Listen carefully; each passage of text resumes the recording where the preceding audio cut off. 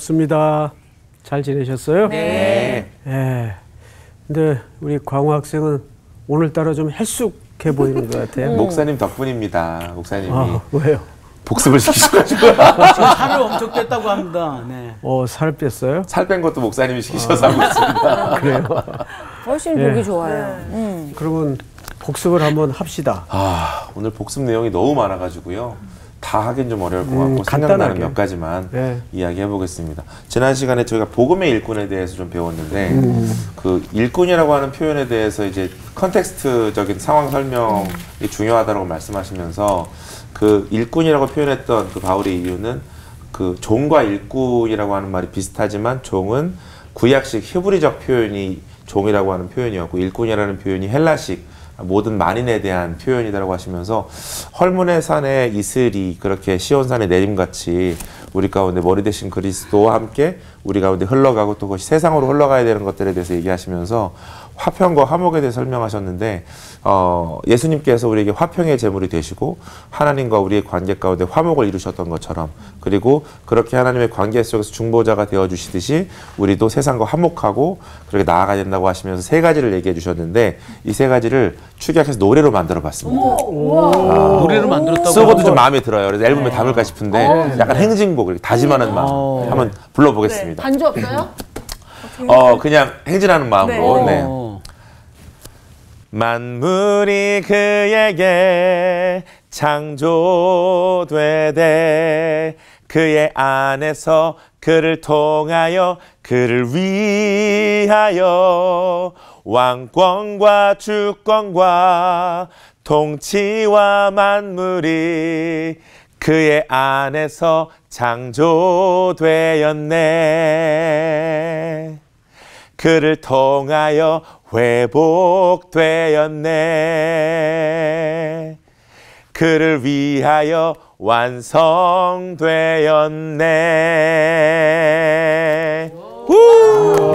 그냥 굉장히 대중적이고 쏙쏙 들어오네 멜로디가. 그쵸. 아니 나는 춤만 잘 춘 줄 알았는데 노래를 굉장히 노래 잘해. 잘해요. 근데 네. 내용이 너무 좋네. 다 목사님이 해주신 말로 이렇게 축약했어요. 와, 다 있네요. 글을 통해서 안에서 위에서. 그쵸. 맞아.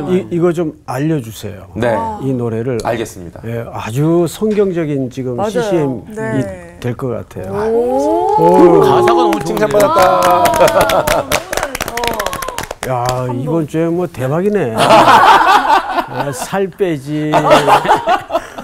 정말 좋은 노래 만들었지. 복습도 너무 좋았어요. 네. 그 사실 지난주 우리가 공부한 내용이 일꾼과 종의 그 의미를 분해하고 네. 그거를 차별을 두어서 이해하는 게 쉽지 않아요. 그러니까 다시 정리하자면 종이라는 개념은 히브리적 표현이고 일꾼이라는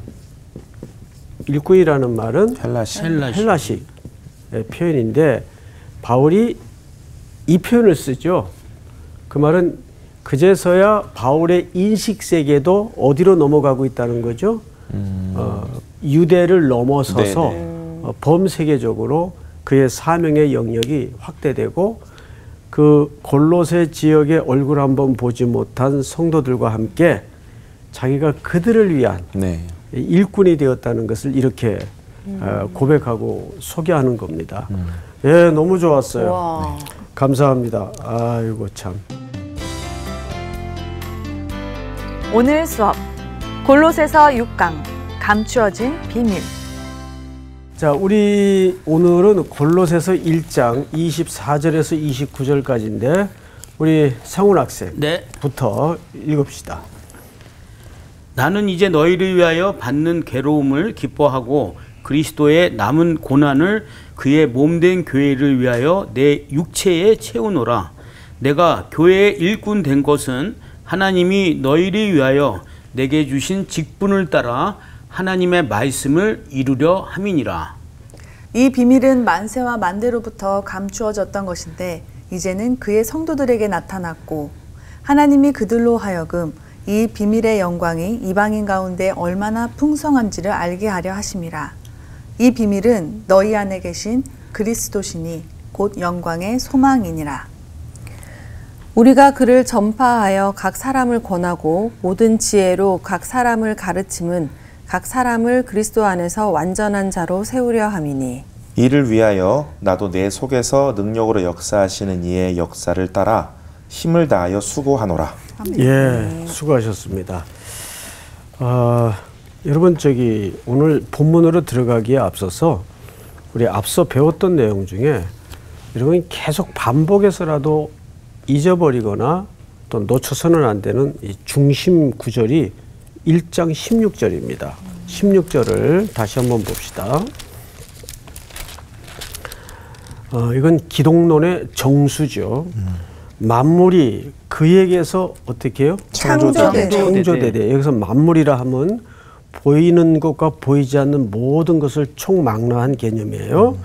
그럼 여기서 그에게서 창조됐다는 말은 누구를 가리키는 겁니까? 예수님. 그리스도.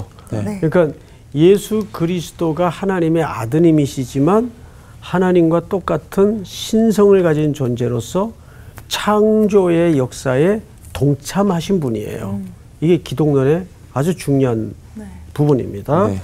만물이 다 그로 말미암고라고 되어 있어요. 두 번째는 그로 말미암고라는 말은 그렇게 창조되었던 세상이 타락했죠. 네. 그 누구로 말미암아 새로워졌죠? 예수 그리스도. 그렇죠. 그리스도로 말미암아 새로워졌어요. 그리고 만물이 그를 위하여 그렇지. 그를 위하여. 17절에 말씀하신 것처럼 온전히 세워질 것이다. 그러니까 여러분 이 우주 만물의 중심은 항상 그리스도입니다. 하나님 아버지께서 그것을 그렇게 설계하셨어요. 그래서 이 세상에 그리스도를 빼고는 어떤 이에게나 어떤 역사에게나 해답이 있을 수가 없습니다. 그러니까 우리가 그 그리스도를 위하여 일꾼이 되었고 그의 백성이 되었고 그의 소속이 되었다는 것은 어떻게 표현해야 될까요? 우리 언어로 표현하기에 부족할 정도로 어마어마한 은혜고 경륜입니다. 지금 그런 표정으로 이렇게 덤덤히 앉아있을 수 있는 그런 내용이 아니에요. 자, 이제 그 정도로 다시 한번 확인을 하고 24절로 건너와서 오늘 본문이죠.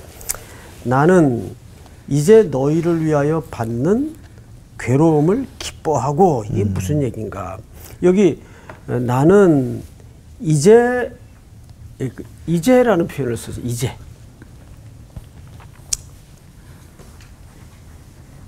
뭐 이런 접속사에도 그렇게 큰 무슨 의미나 이유가 있을까? 예, 굉장히 중요한 이제라는 말은 어떤 시제나 시간을 얘기하는 게 아니에요. 이거를 보통 이제 신학 세계에서는 이렇게 표현하는 거예요. 전환적 접속사. 전환적 접속사. 그러니까 무슨 의미일까요? 어떤 큰 주제가 지금 바뀌는 거예요. 새로운 주제로 지금 들어가는 거예요. 네. 자, 어떤 주제로 들어가는가? 나는 바울이 되겠죠. 나는 이제 너희를 위하여. 여기 너희는 누구를 가리키는 걸까요? 여기 골로새 그렇죠. 사는 얼굴 한번 아직 만나지 못했던 골로새 지역의 성도들을 가리키는 거예요.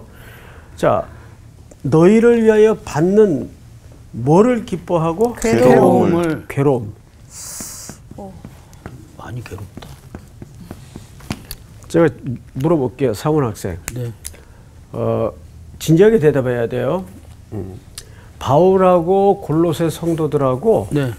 얼굴 한번 만난 적이 없죠. 예. 근데 성경은 보니까 나는 이제 너희를 위하여 받는 뭐를 기뻐하고? 괴로움을 기뻐하고. 그 괴로움이 뭐예요? 어떤 괴로움일까요? 예수님께서 그 제자들을 데리고 예. 항상 그 힘든 지역으로 많이 가셨잖아요. 네. 그 이유가 이제 예수님을 믿는 너희들이 이제 앞으로 이런 고난을 당할 것이라는 걸 미리 보여주셨잖아요. 네. 이거 마찬가지로 이들도 어떻게 보면 똑같이 예수 믿는 사람들로서 제자들 같이 이제 고난을 당할 텐데 그 괴로움을 같이 동참할 수 있으니까 내가 기쁘다 이런 의미지 않을까요? 근데 왜 괴로워요? 그 괴로움, 그 세상에서 말하는 괴로움. 세상에서 겪는 괴로움, 예, 고난. 네네. 예, 전혀 틀리지 않아요. 예, 굉장히 그 가까이 접근을 했는데 우리 이 시대의 컨텍스트에서 상황에서 네. 한번 이 본문 텍스트가 말하는 바가 뭔가를 좀 봐야 되겠죠? 다시 한번 읽어볼게요. 나는 이제 너희를 위하여 받는 괴로움을 기뻐하고 그리스도의 뭐라 그랬어요? 남은 고난. 오늘 이게 큰 주제입니다. 그리스도의 이 문제를 먼저 좀 풀어보십시다. 남은 고난. 나는 뭘까? 이게 풀어져야 바울이 지금 연동시켜 아파하는 그 괴로움이 뭔지를 알게 됩니다. 네. 근데 우리 상훈 학생이 의외로 굉장히 근접한 대답을 하셨어요. 알고 얘기했나요? 자, 이거를 한 세 가지 차원에서 우리가 보통 학자들은 봅니다. 도대체 그리스도의 남은 고난이 뭘까? 남은 게 있을까 싶은데. 그렇죠. 그래서 첫 번째가 지금 그 질문 속에 한 패턴이 있어요. 남은 게 있을까? 그거는 구속적 차원에서의 해석입니다. 구속적 차원에서 이 남은 고난을 해석하면 굉장히 위험해집니다. 그렇죠. 이제 그런 식의 질문이 이 의미를 맞아. 밑바닥에 깔고 있는 거예요. 뭐 예를 들면 지금 우리 수희 학생이 남은 게 있을까? 이게 굉장히 상식적인 질문이란 말이에요. 네. 그런데 의외로 그런 식으로 접근하는 사고들이 굉장히 많아요. 자, 그러면 수희 학생이 이왕 얘기했으니까 네. 그 왜 그런 질문을 하게 됐어요? 아니 예를 들어서 뭐 그리스도를 믿는 자들의 고난이다 이러면은 좀 이해가 될 것 같은데 그리스도의 남은 고난이라고 했을 때는 그렇지. 예수님께서는 이미 못 박혀서 돌아가시고 완성하셨는데. 우리의 온전히 고난을 다 다 짊어지고 가셨는데 또 남은 고난이 있다고 이런 느낌인 거죠. 맞습니다. 그래서 그거를 구속적 차원에서 해석을 하면 이거는 굉장히 오류가 생기는 거예요. 그렇죠? 이게 맞다는 얘기가 아니라. 네. 그러니까 이거는 그리스도의 남은 고난을 구속적 차원에서 해석을 해서는 안 돼요. 네. 안 된다. 그리고 두 번째, 이제 소위 영지주의자들의 영과 육을 분리시켜서 그런 자해적이고 과학적인 그런 영지주의자들 차원에서의 해석이 있어요. 이것은 굉장히 그래서 뭐가 나오죠? 그 금욕주의가 나오고 자기를 학대해서 뭔가 인간의 의를 통해 그 남은 고난에 참여하려는 이런 엉뚱한 시도들이 종교의 역사 속에 실제 벌어졌단 말이에요. 그렇게 해석해서도 안 돼요. 세 번째는 뭐냐면 이 그리스도의 남은 고난은 아주 중요한데 이 세 번째 해석이 종말론적 해석입니다. 종말론적 해석. 자, 그러면 우리 향기 학생 언제부터 종말이죠? 종말이요? 예. 정말 이미 시작되었죠. 옳지. 아유, 굉장히 두근두근했네.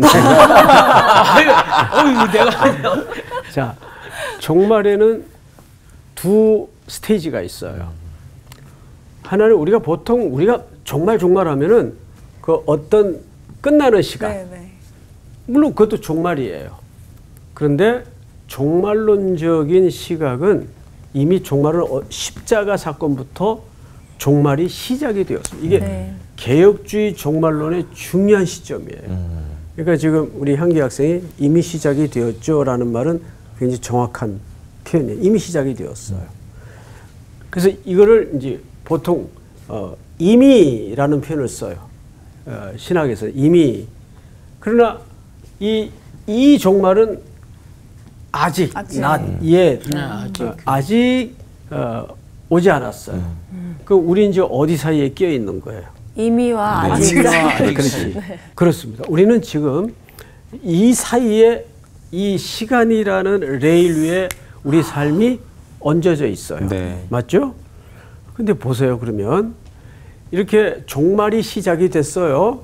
그리고 우리는 이제 다시 오실 주님의 그 역사의 피어리드의 시간까지 우리 이제 살아가고 있는데, 사훈 학생. 네. 저 시간 위에 걸어가면서 자꾸 삶의 그 문제들이 해결됩니까? 자꾸 질문이 생성됩니까? 네, 질문이 생성되죠. 그렇죠. 네, 그게 네, 정상이에요. 네, 네.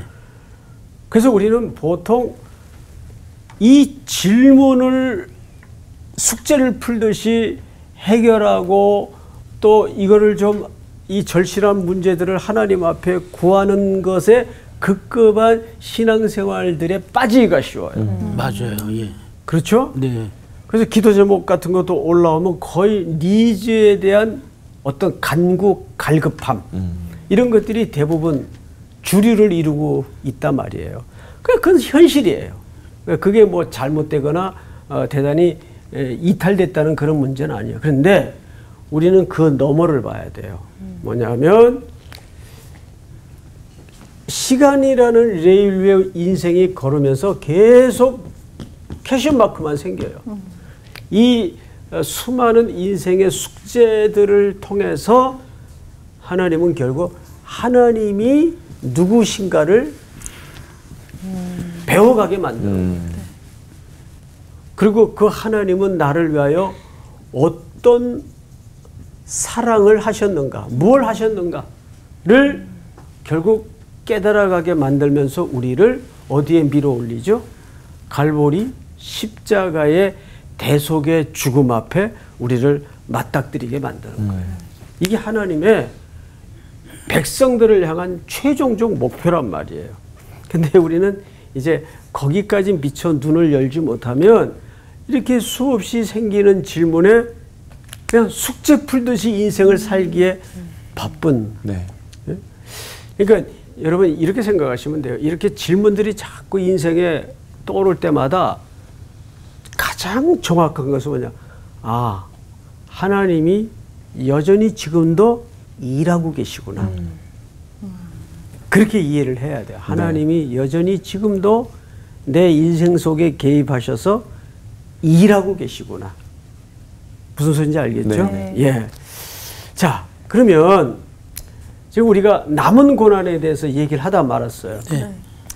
여기서 종말론적으로 해석을 하라 그랬어요. 그러면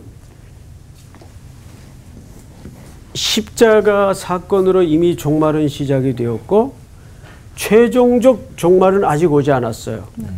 그 이 사이에 끼어 있는 하나님의 백성들의 삶은 그냥 순풍에 돛을 단 듯 쭉쭉 잘 갈까요? 파도 태풍을 계속 만나고 있어요. 그렇죠. 도시 없어요. 엄청 좁은 길로 계속 걸어가는. 엄청 힘들어요. 맞아요. 아주 격하게 공감을 하시는데 뭐 사실 맞는 말이죠. 자, 그게 남은 고난이에요.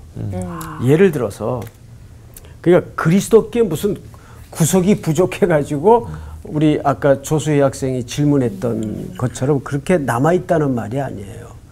여기서 남은 고난이라는 것은 바울은 교회에는 로컬 처치가 있고 유니버셜 처치가 있어요. 로컬 처치는 미국에도 있고 한국에도 있고 동네마다 다 있어요. 네. 지역 교회를 얘기하는 거죠. 근데 유니버셜 우주적 교회는 몇 개입니까? 하나. 그건 하나밖에 없어요. 그러니까 그 우주적 교회를 사도 바울은 그리스도의 몸으로서 하나로 보는 거예요. 그러니까 감옥에 있는 나나 지금 얼굴 한번 보지 못하는 골로새 지역의 성도들이나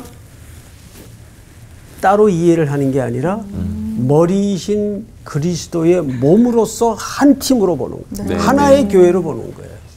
그러니까 바울의 인식 속에는 골로새 성도들 얼굴 한번 보지 못한 그 사람들을 위해서 고난을 받는 것을 기뻐한다는 말은 함께하는 그 형제들과 이미 영적으로 내적으로 그리스도 안에서 무슨 연대감이 형성이 된 거죠? 형제 가족. 그렇죠. 가족. 형제라는 한 몸이라는 지체라는 연대감이 형성된 거예요. 네. 그러니까 남은 고난이라는 것은 자 우리 현실적으로 한번 얘기해 보십시다.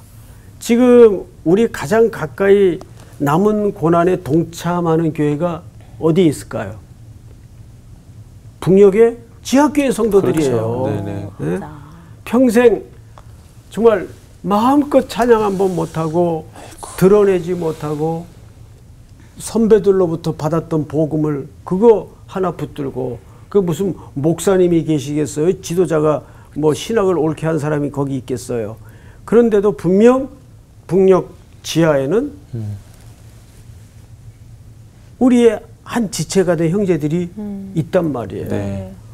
그러면 그들이 지금 받는 고난은 그리스도의 남은 고난이라는 거예요. 그래서 이거를 뭘로 해석해야 된다? 종말론적으로 해석해야 된다. 그래서 우리가 정기적으로라도 이제 선교 또 단체에서 발행하는 그런 저널 같은 걸 받아보면 거기 선교 현장에 결핍, 절실함, 뭐 간절함 내용들이 쭉 올라오죠. 그거 무시하지 말고 우리가 그때마다 물질로 동참할 수는 없더라도 가장 강력한 지원이 뭘까요? 기도해 주는 거예요. 그래서 우리가 금요일마다 기도하잖아요. 기도해야 돼요. 그 기도해 드리는 것도 그리스도의 남은 고난에 참여하는 일이란 말이에요. 이제 그 남은 고난이라는 것은 구속적 차원의 남은 고난이 아니고 종말론적 차원에서의 해석이다. 이해가 되죠? 네. 이거 아주 중요한 개념입니다. 네. 네, 다음 시간에 저기 그 복습할 사람 꼭 이거 잘 기억해 두세요. 잘 기억하세요. 누군지 모르겠지만. 자, 그 다음에 또 보십시다. 24절을 다시 한번 읽어보면 나는 이제 너희를 위해 받는 괴로움을 기뻐하고 그리스도의 남은 고난을 그의 몸된 교회를 위하여 내 육체에 채우노라. 그러니까 바울은 그 고난에 기꺼이 내가 참여한다 그 말이죠. 네. 그런 생각을 해봤어요. 형제가 있는 줄도 몰랐어요. 그런데 어떻게 집안의 비밀이 드러나면서 드라마에 그런 거 많이 나오죠. 작가들 참 천재들이에요. 가만 보면. 내 형제가 어느 땅에 살고 있다는 이야기를 듣게 됐어요. 피부치가. 그럼 마음이 쓰일까요? 안 쓰일까요? 엄청 쓰이죠. 그런데 들려온 소식에 그 이제 생존에 있는 것까지는 확인이 됐는데 들려온 소식에 너무너무 고통을 겪고 있다는 소식이 들려왔어요. 그러면 우리에게 형제라는 감각이 살아있다면 그 어딘가 얼굴 한번 보지 못한 그 형제의 고통에 대해서 마음이 쓰여지는 게 정상이죠. 네. 이것은 그리스도의 가족이 골로새 땅에 태동되어서 그들이 여러 가지로 힘겨운 상태에 있다는 것을 알게 된 겁니다. 그러니까 바울이 그거를 자기 육체에 채운다. 그 말이죠. 그래서 여기서 육체에 채운다는 말은 복음 전파를 얘기해요. 그러니까 육체에 뭐 그런 의미가 아니고 복음 전파.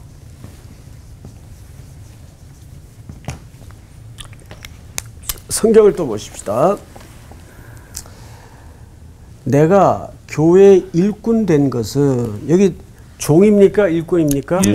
일꾼이라고 소개를 하죠. 일꾼이라는 말은 아까 우리 광호 학생이 굉장히 그 설명을 복습 겸 잘했습니다. 그래서 다시 이 설명은 안 드리겠어요.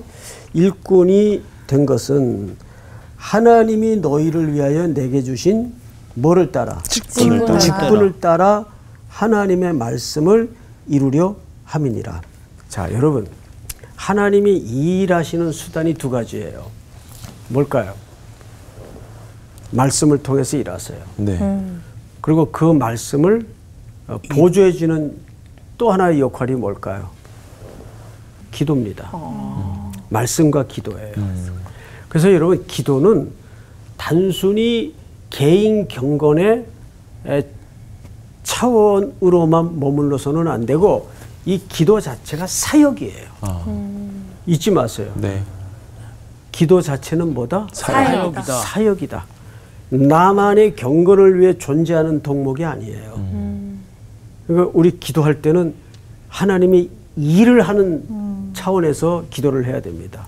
그래서 말씀이 선포되면 거기에 반드시 뭐가 지원이 돼야 되죠? 기도가 지원이 돼야 돼요. 그래야 그 말씀이 그 영혼에 잘 뿌리 내려서 역사가 일어나는 거예요. 근데 그 일을 누굴 통해서 하시냐면 직분자들을 통해서, 하나님의 일꾼들을 통해서 그 일이 진행된다는 걸 잊지 마세요. 네. 그러니까 여러분, 교회의 이 직분은 무슨 대기업 CEO 자리보다 중요해요. 근데 참 가끔 보면 속상한 게 교회 직분을 너무 쉽게 우습게 생각하고 자기 기분 안 좋으면 아예 나 이거 안 해. 이러고 집어 던진단 말이에요. 참 어처구니가 없죠. 예? 그 아직 하나님의 이 오미하신 경영에 아직 못 들어와서 그런 거예요. 자기에게 맡겨진 그 사소해 보이는 직분이 얼마나 소중한 하나님의 은혜의 통로인지를 모른단 말이에요. 그렇죠, 여러분? 네. 예. 그래서 여러분, 아무리 작은 직분이라도 하나님께 맡겨진 직분은 소중하게 여길 때, 여러분, 똑같은 거예요. 저도 누군가 저를 정말 귀하게 여겨주면, 야, 나 기분 나빠. 귀하게 여기지 마. 그러겠어요? 아니죠. 나도 그 사람을 그렇죠. 항상 감사하고 고마워하고 또 만나고 싶고 그 소리 또 듣고 싶잖아요. 네. 나를 존중히 여기는 사람인데. 예? 제가 한 번은 우리 교육자들 이제 사무실을 한번 돌아요. 갑자기. 뭐 화들짝 놀래죠. 근데 한 번은 사무실이 비어 있는 거예요. 문은 열려져 있고. 이렇게 해서 이제 요즘 우리 목사님들 무슨 책을 보시나 하고 이렇게 휘둘러 보고 있는데 어느 목사님 책상에 컴퓨터가 이렇게 놓여져 있겠죠. 근데 그 컴퓨터 받침대가 있더라고요. 근데 그 받침대로 제가 사인까지 준 제 책이 그 받침대로 깔려 있는 거예요. 아이고 이건 아유 큰일 났다 이거 어떡하냐. 아유 라고 하세요. 예, 싫어합니다. 싫어. 그래서 제가 휴대폰으로 찍었어요. 찍어가지고 이 인간한테 제가 바로 보낸 거예요. 그랬더니 어디서 나타났는지 금세 달려왔어요. 아, 그게 아니고 뭐. 야, 웃기지 마. 너 어떻게 담임 목사가 사인까지 준 책을 뭐 컴퓨터 받침대로 써? 웃고 말았는데 그때 쿨하시다. 그때 그 싸한 기분. 그 뭐 책이 뭐 별거겠어요. 한번 읽고 거기다 놨겠죠. 무슨 말씀을요? 근데 아주 저랑 가까운 이제 제자죠. 지금 이제 담임 목사님으로 나가서 목회를 아주 잘하고 있는데 이 얘기를 자기도 한답니다. 교인들에게. 여러분 그런 거예요. 그러니까 하나님이 소중히 여기는 것을 같이 소중히 여기면 맞아. 누가 제일 기뻐하냐면 너 그 일을 통해서 어떤 실적을 냈냐 이건 2차적인 문제고 하다가 망할 수도 있고 실패할 수도 있죠. 그러나 하나님은 뭘 보죠? 태도를 보는 거예요. 네. 이거 비록 뭐 안 됐지만 이 일을 하려고 얼마나 진득히 애를 썼고 고뇌했고 울부짖었고 기도했는지 내가 아는데 하나님이 그거 알아주면 되는 거예요. 근데 우리는 자꾸 얼마를 남겼냐. 맞아요. 네? 여기에 집중한단 말이죠. 그러니까 그거 아니에요, 하나님께서는.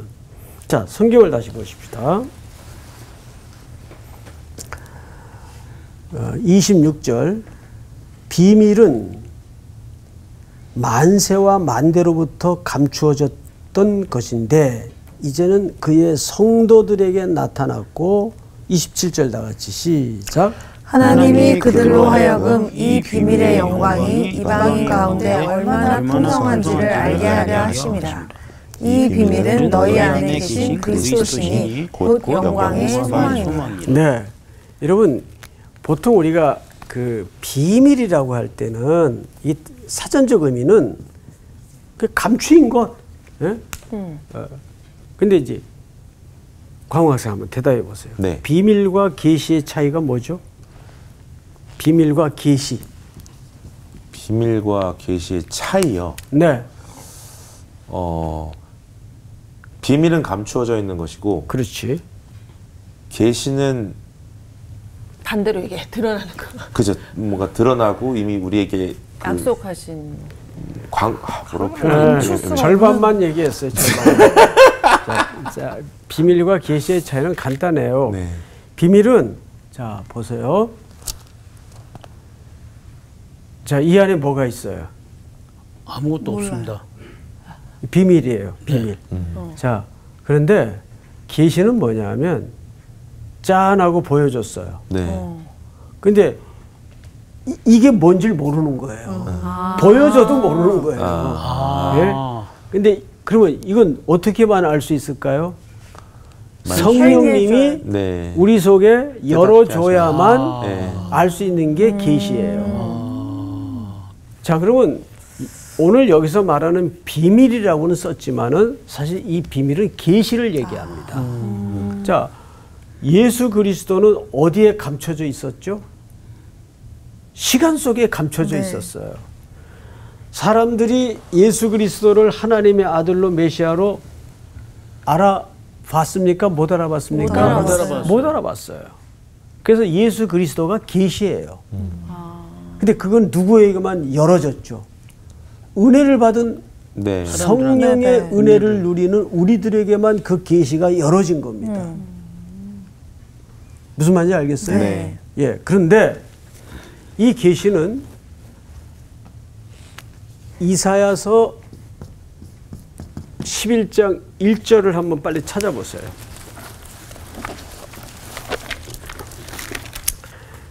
이새의 줄기에서 한 모가 나며 싹. 또 4장 2절을 좀 넘겨보세요. 이사야서. 우리 광학생이 한번 읽어보세요. 네. 2절. 그 날에 여호와의 싹이 아름답고 네, 영화로울 여기도 것이다. 싹이 있죠. 이 싹이 무슨 싹인가 봤더니 이사야 11장 1절에서는 이새는 누구의 아버지입니까?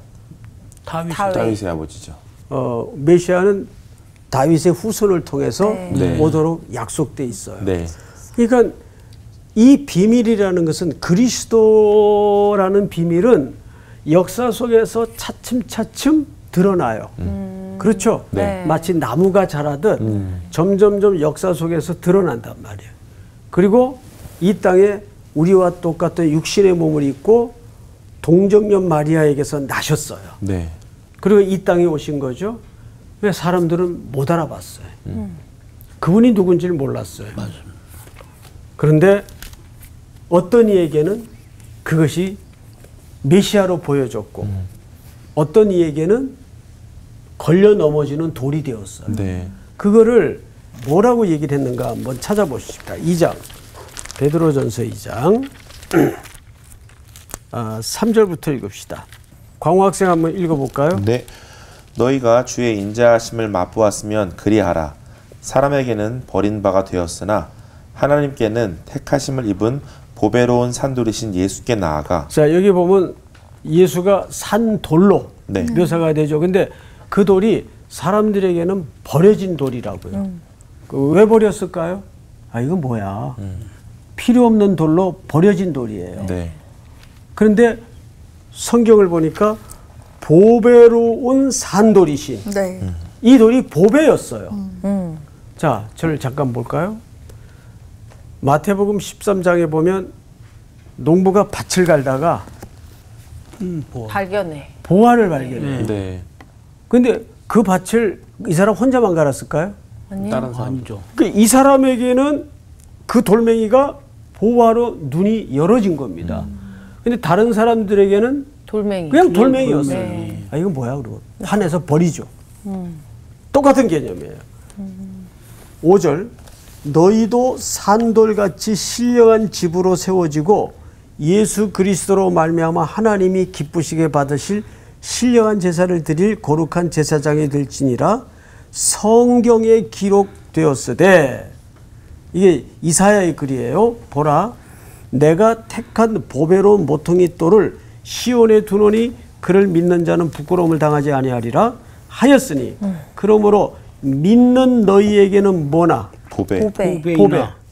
그러니까 우리들에게는 하나님의 은혜가 임해서 그 돌멩이로 보였던 것들을 우리는 뭘로 볼 수 있어요? 보배. 이분이 예수님이시구나.